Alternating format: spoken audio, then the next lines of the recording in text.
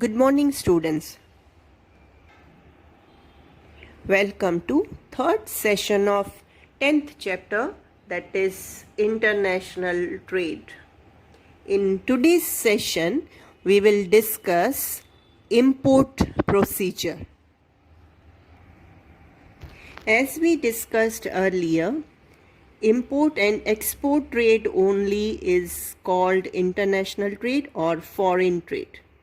When goods are sent to foreign countries from India, it is called export for India.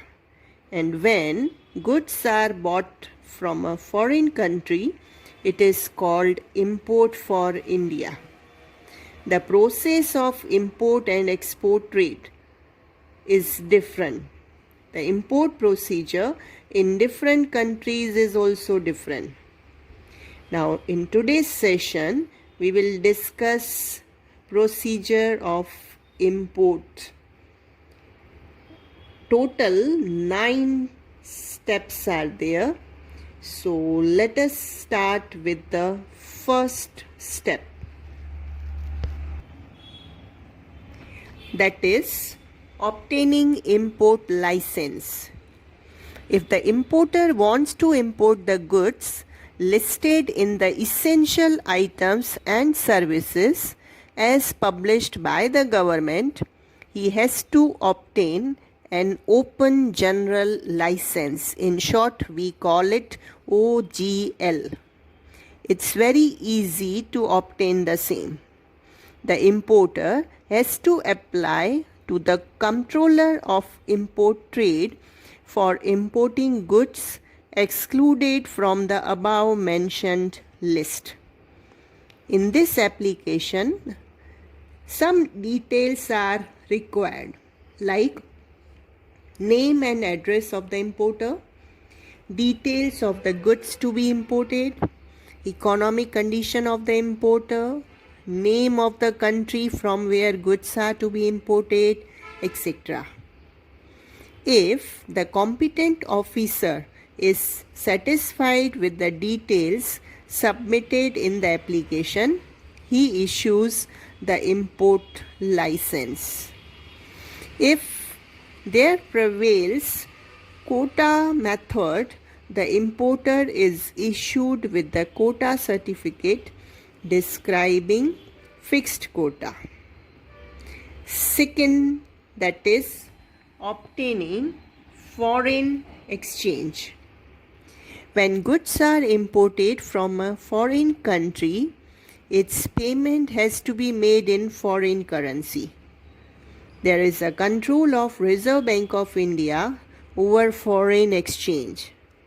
First of all, an application has to be sent to the bank permitted by the government for dealing in foreign exchange before applying to the RBI.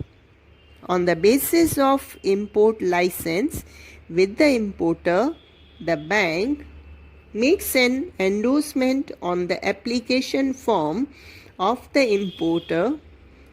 Then after only RBI sanctions the foreign exchange. In the application form, how much foreign currency is required and of which country is to be shown in US dollars. Next, placing an order. Once the procedure for import license and foreign exchange is completed, the importer starts collecting information from different manufacturers and exporters about the details of the goods, its price and other conditions. If the terms and conditions of exporter or manufacturer are found suitable to the importer, he will place the order with him, which is known as indent, that is INDENT. The details about the goods, its price, packing specifications, insurance, name of the transport company, etc. are clearly mentioned in the indent. Next, that is dispatching letter of credit. The exporter asks for the letter of credit, in short, we call it LC, from the importer to know the financial capabilities of the importer. The document assuring the exporter regarding the payment of the goods on behalf of importer is known as letter of credit. The importer has to obtain LC from his bank and the same is to be sent to the exporter. Thus, exporter gets assurance for his payment. Fifth, that is receipts of documents. The exporter, after completing export procedure, sends all the documents pertaining to export of goods to importer. Generally, he sends documents through bank as per terms, either documents against acceptance, in short we call it DA, or through documents against payment, in short we call it DP. Sixth step, that is to obtain the order of receiving goods. To obtain the order of receiving goods, the bill of lading is very important document showing the ownership of goods among the documents received by the importer. The exporter makes an endorsement on the bill of lading for the transfer of ownership of goods in favor of the importer and hands it over to the importer.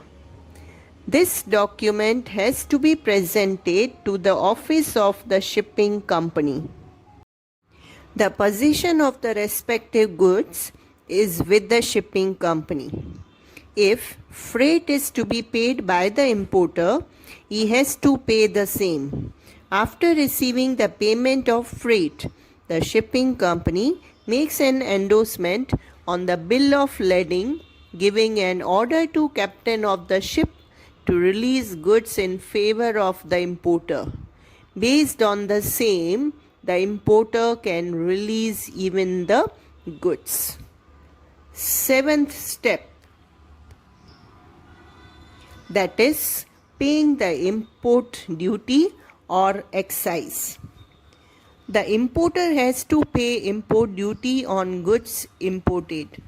The goods are not allowed to be brought outside the port till the import duty is paid or exemption of duty certificate is produced. Based on the consular invoice and the certificate of origin of the goods, if less excise duty is to be paid, the bill of entry form has to be prepared. In this form, complete information about the name of the ship, name and address of the exporter, name and address of the importer, and total details of the goods are mentioned. The excise is determined by the excise officer based on the details of the form.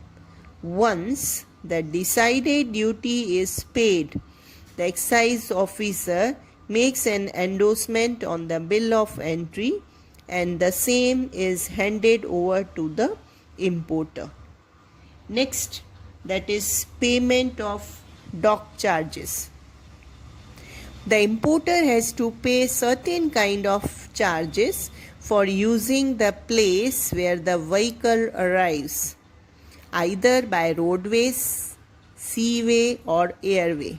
Such charges are known as dock charges. The dock charges include services of the respective place, charges for its equipment and other labor support till the importer gets possession of his goods after boarding the goods from the vehicle. The receipt issued after payment of dock charges, that is called dock receipt. Ninth and last step of import procedure, that is getting possession of the goods. After completing all the formalities on the part of the importer gets the possession of the goods. The possession of the goods has to be obtained and moved out of the bonded warehouse within specified time limit. If during that period goods are not moved from importer, has to pay rent and an additional charge for using bonded warehouse for the excess time. This additional charge, that is called demurrage.